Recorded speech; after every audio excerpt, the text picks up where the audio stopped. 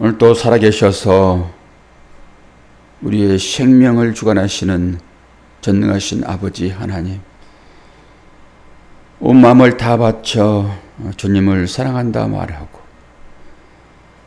남은 이 인생의 기간에 하나님께서 기뻐하시는 일을 하겠다라고 오늘 새벽도 찬양으로 고백합니다.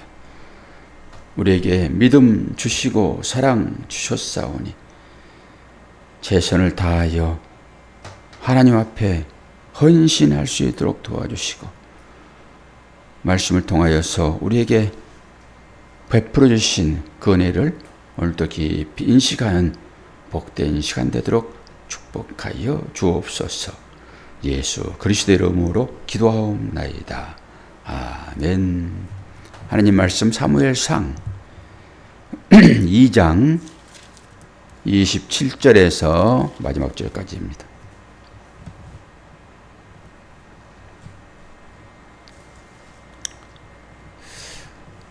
오늘은 엘리의 집에 내리는 저주입니다. 하나님의 사람이 엘리에게 와서 그에게 이르되 여호와의 말씀에 너희 조상의 집이 애굽에서 바로의 집에 속하였을 때에 내가 그들에게 나타나지 아니하였느냐. 이스라엘 모든 지파 중에서 내가 그를 택하여 내 제사장으로 삼아 그가 내 제단에 올라 분향하며 내 앞에 에봇을 입게 하지 아니하였느냐. 이스라엘 자손이 드리는 모든 화제를 내가 내 조상의 집에 주지 아니하였느냐.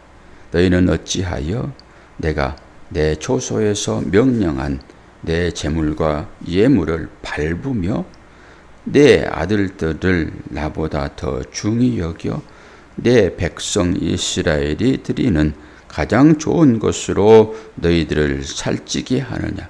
그러므로 이스라엘의 하나님 나 여호와가 말하노라.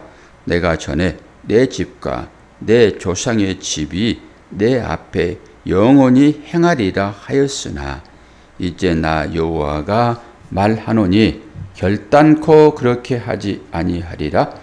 나를 존중히 여기는 자를 내가 존중히 여기고 나를 멸시하는 자를 내가 경멸하리라. 보라, 내가 내 팔과 내 조상의 집 팔을 끊어 내 집에 노인이 하나도 없게 하는 날이 이룰지라. 이스라엘에게 모든 복을 내리는 중에 너는 내 초소에 환난을 볼 것이요 내 집에 영원토록 노인이 없을 것이며 내 제단에서 내가 끊어버리지 아니할 내 사람이 내 눈을 쇠잔하게 하고 내 마음을 슬프게 할 것이요 내 집에서 출산되는 모든 자가 젊어서 죽으리라. 내 두 아들 흠니와 비누아스가 한날에 죽으리니 그 둘이 당할 그 일이 내게 표징이 되리라. 내가 나를 위하여 충실한 제사장을 일으키리니 그 사람은 내 마음 내 뜻대로 행할 것이라. 내가 그를 위하여 견고한 집을 세우리니 그가 나의 기름 부음을 받은 자 앞에서 영구히 행하리라. 그리고 내 집에 남은 사람이 각기 와서 은 한 조각과 떡 한 덩이를 위하여 그에게 엎드려 이르되 청하노니 내게 제사장의 직분 하나를 맡겨 내게 떡 조각을 먹게 하소서 하리라 하셨다 하니라. 아멘. 이제 우리가 모든 하나님의 말씀 앞에 아멘을 해야 됩니다. 그게 당연한 것이죠. 그래서 신명기 28장에 복을 받을 때도 아멘, 아멘 하고 약속을 지키지 않으면 저주를 내릴 것이다 라고 하는 그 말에도 아멘, 아멘 했잖아요. 근데 실제적으로 저주 같은 그 일들이 우리 삶 가운데 떨어지면은 아멘 하기가 쉽지 않습니다. 언제 아멘이 나올까요? 그 일 이후에 그 일을 다 겪어내고 그 겪어내는 과정 중에서 우리는 하나님의 은혜를 깨닫게 되거든요. 그냥 모르고 지날 수도 있습니다. 그러나 큰일 뒤에는 분명하게 깨닫게 됩니다. 하나님의 자녀들에게 준 교훈이기 때문에 그래요. 그때 아멘은 진실이지요. 진실로 진실로 이런 말이 아멘이 있잖아요. 이 모든 일들이 그 하나님의 경륜 가운데 들어있으므로 우리는 아멘하는 것입니다. 오늘 엘리의 집에 저주가 내리겠다라고 했는데 거기에 제 귀에 분명하게 들리는 대로 우리 권사님 아멘 하시잖아요. 예, 그렇죠. 나의 집에 이런 일이 떨어져도 아멘입니까? 아멘이죠.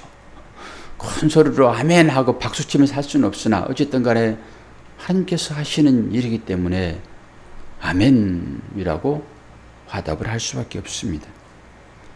오늘 엘리의 집에 내린 저주, 설교 제목은 엘리 집에 대해 심판이 선포되다 이렇게 제목을 달았는데 왜 심판이 선포되지요? 그리고 왜 그것이 이루어져 버리지요? 지금 엘리에게 주어지는 경고잖아요. 엘리에게. 그런데 엘리가 뭘 잘못했다고 그렇죠? 엘리가 실제적으로 뭐 잘못한 거 있습니까? 엘리는 사무엘을 좀 받아가지고 잘 키우고 있고 한나가 기도했을 때 네 기도가 응답되기를 원한다라고 하나님을 대신하여 얘기해 준 자 아닙니까? 근데 엘리가 잘못을 했습니까? 그런데 왜 심판이 내리죠? 엘리의 가정에. 제가 제일로 크게 문제되는 것은 엘리의 집에 어른이 없게 될 것이다 라고 하는 거예요. 장로예요. 여기 노인이라고 하는 것은 자켄이라는 단어를 쓰는데 장로입니다. 노인이 없을 것이다. 그럼 뭐예요? 전부 일찍 하나님께서 다 데려가겠다라고 하는 거잖아요. 계명 중에서 또 내 부모를 공경하라. 그러면 네가 이 땅에서 장수하리라. 이게 처음 약속이 주어지는 것입니다. 계명 뒤에 장수할 것이다. 누구를 공경하면요, 부모님을 공경하면 장수할 것이다. 장수한다라고 하는 것은 하나님의 간섭하심이 거기에 있는 것이고, 노인은 지혜를 상징하잖아요. 지혜. 근데 솔로몬이 그걸 안 받아들이죠. 마지막에 노인들의 얘기는 듣지 않고 젊은 사람의 얘기만 듣고 말잖아요. 그냥. 그래서 나라가 두 개로 쪼개져 버린 것입니다. 그게 지혜가 없이 감정적으로 일들을 처리한다라고 하는 거잖아요. 젊은 사람들은 급하잖아요. 조금.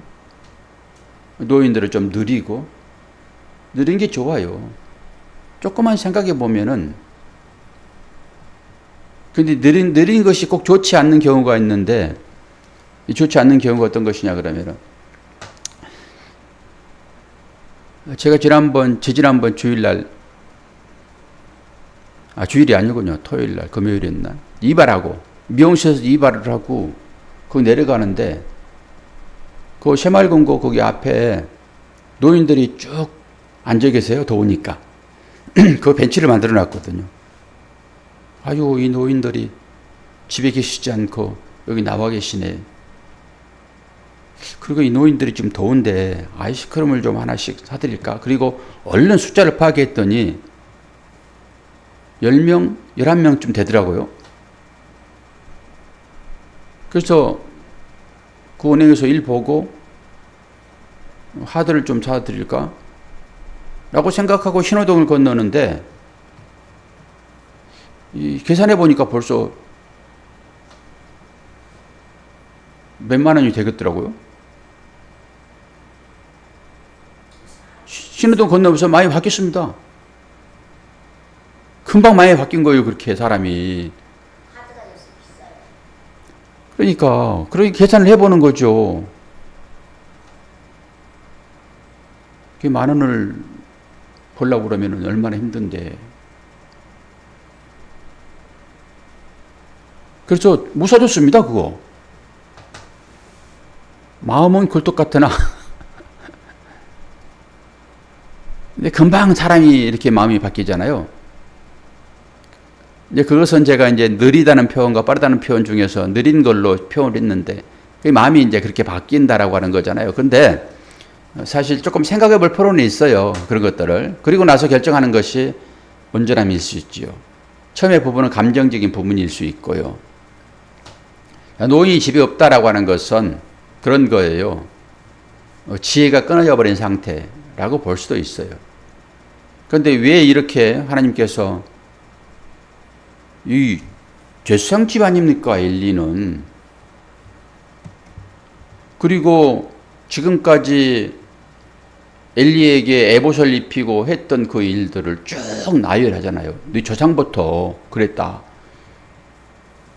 이 엘리의 조상이 누굴까요? 아론이겠죠. 그러니까 출애굽 시대부터 계속 내가 너희들을 지켜왔고 이스라엘을 하나님께로 인도하는 어떤 역할로서 내가 너희들을 축복했는데 너희들이 그 은혜를 잊어버리고 지금 나를 멸시하고 있어, 이런 거잖아요. 제사를 멸시하는 거잖아요. 그러니까 거기에 따른 책임을 내가 묻겠다라고 하는 것이지요. 그러면서 엘리 자신이 뭐 잘못한 것도 아닌데 누가 잘못했습니까? 그 아들들이 잘못했잖아요. 우리가 바로 앞장에서 봤죠. 홈니와 비느하스. 그 회막문에서 시정도는 그 여인들과 동침을 하고, 그리고 하나님께서 먼저 취해야 할 그 재물을 탐하고, 이것이 무엇이었죠? 이것이 하나님을 경멸하는 것입니다. 하나님을 능멸하는 거예요. 그때 그 집에 내리는 저주입니다. 그래서 결국 이 저주가 언제 실행이 됐죠? 실행. 4장 19절.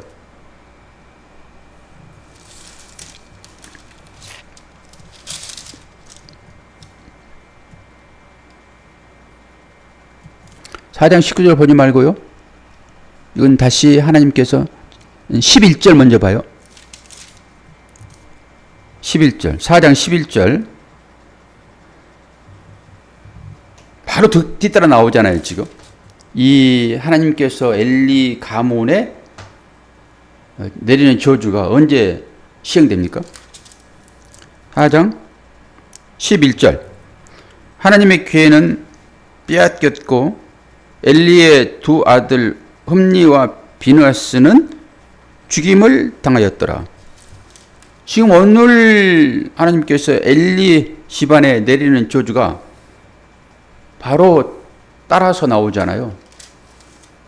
하나님의 말씀은 시건치 않으십니다. 우리를 구원하시겠다라고 하는 그 말씀도 이루어질 것이고, 엘리 제사장 가문에 내가 저주를 내리리라 라고 하는 것도 그대로 이루어집니다. 하나님은 그러신 분이세요. 그 하나님이 엘리의 두 아들처럼의 삶을 살고 있는 자들을 구원하시는 그 하나님 은혜 가운데 또한 들어있음을 우리는 깨달아 알아야 될 것입니다. 근데 내가 너희들을 결코 축복하지 아니하리라. 하나님께서 마음을 바꾸시는 그런 어떤 느낌을 받잖아요. 하나님께서 이스라엘 백성들을 그렇게 인도하였고, 30절에 그렇죠. 그러므로 이스라엘의 하나님 나 여호와가 말하노라. 내가 전에 내 집과 내 조상의 집이 내 앞에서 영원히 행하리라 하였으나, 그러잖아요. 하였으나 이제 나 여호와가 말하노니 결단코 그렇게 하지 아니하리라.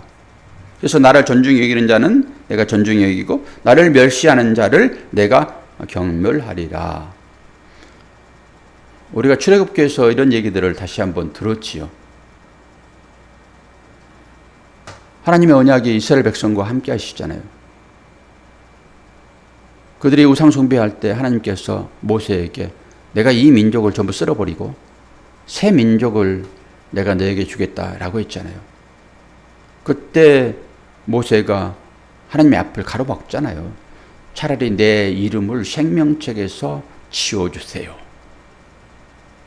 하나님께서 뜻을 돌이키시죠.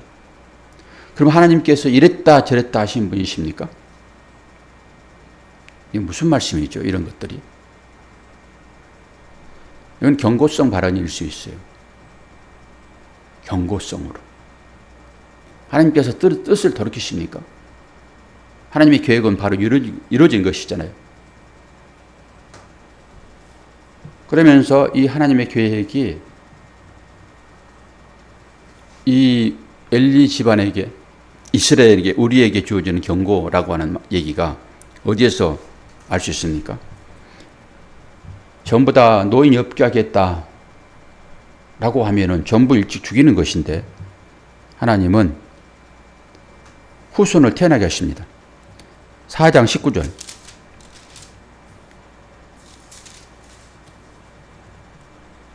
4장 19절에서 22절을 봅니다. 그의 며느리 비느하스의 아내가, 비느하스는 오늘 죽는 사람들이 있잖아요. 예언적으로 죽는 것. 그걸 확인했지요. 전투에서 죽는 것을. 그 비느하스입니다. 흠리와 비느하스 중에서 비느하스의 아내가 임신하여 해산 때가 가까웠더니 하나님의 기회를 빼앗긴 것과 그의 시아버지와 남편이 죽은 소식을 듣고 갑자기 아파서 몸을 굽으려 해산하고 죽어갈 때에 곁에 서 있던 여인들이 그에게 이르되 두려워하지 말라 내가 아들을 낳았다 하되 그가 대답하지도 아니하며 관념하지도 아니하고 이르기를 영광이 이스라엘에서 떠났다 하고 아이의 이름을 이가봇이라 하였으니 하나님의 교회가 빼앗겼고 그의 시아버지와 남편이 죽었기 때문이며 또 이르기를 하나님의 교회를 빼앗겼으므로 영광이 이스라엘에서 떠났다 하였더라. 그 비느하스가 죽었잖아요, 지금. 그런데 그의 아내가 아이를 해산을 합니다. 그 아이의 이름이 누구라고요? 이가봇. 하나님의 영광이 없다 라고 한 뜻이 되는 것입니다. 그리고 나서 14장으로 한번 넘어가 봅니다. 14장 3절.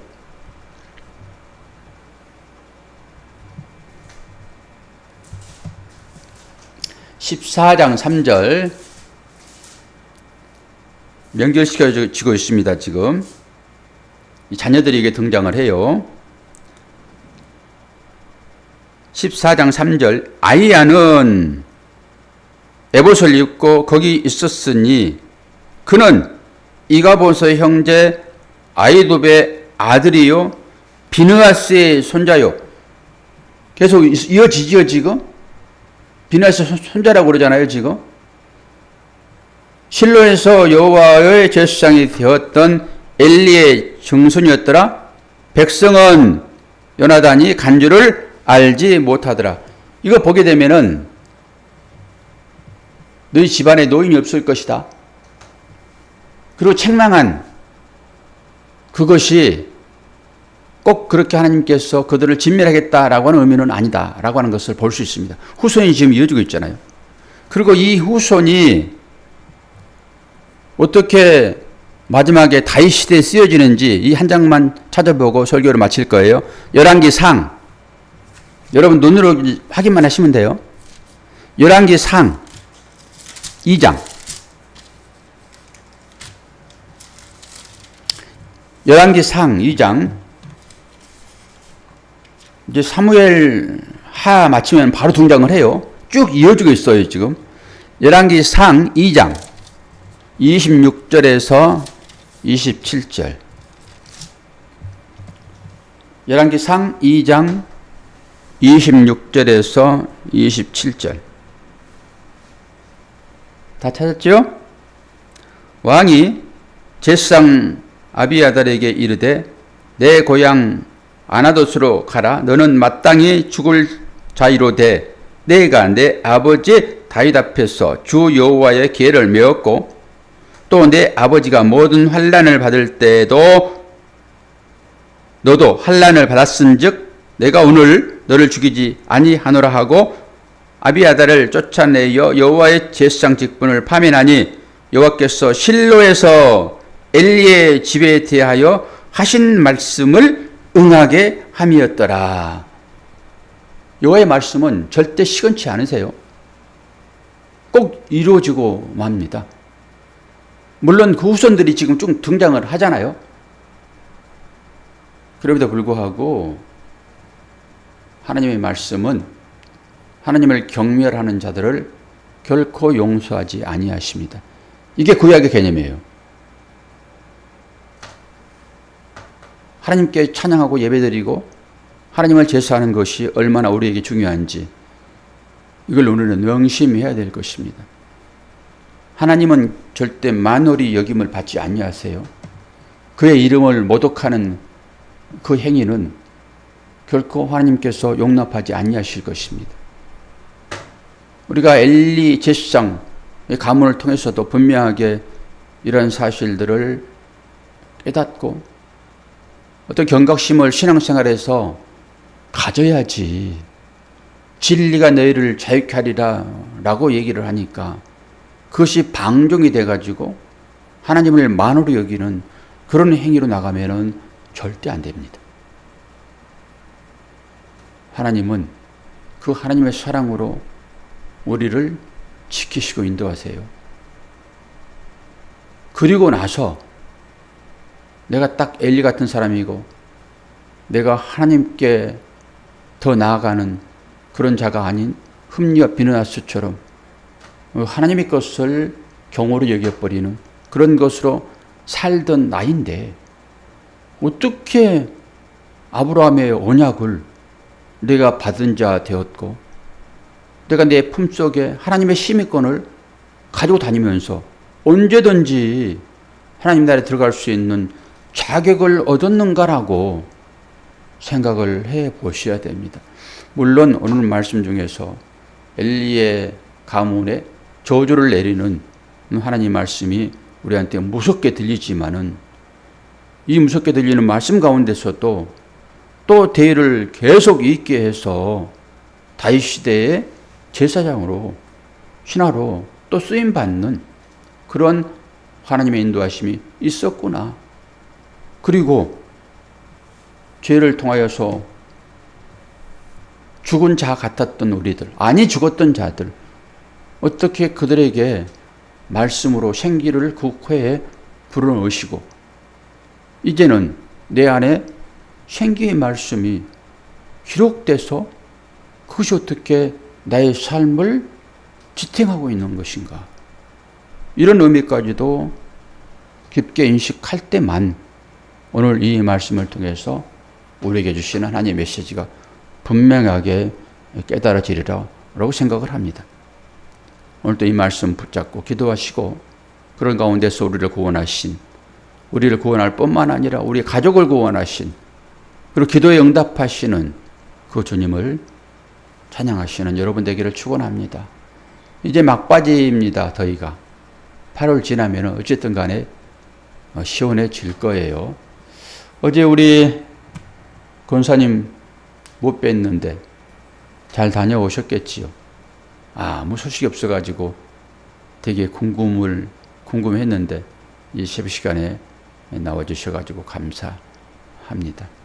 우리는 서로 간에 얼굴이 보이지 않으면 궁금해해야 되고 또 안부를 묻고 또 격려하고 그러면서 교회를 세워나가는 것이라 생각을 합니다.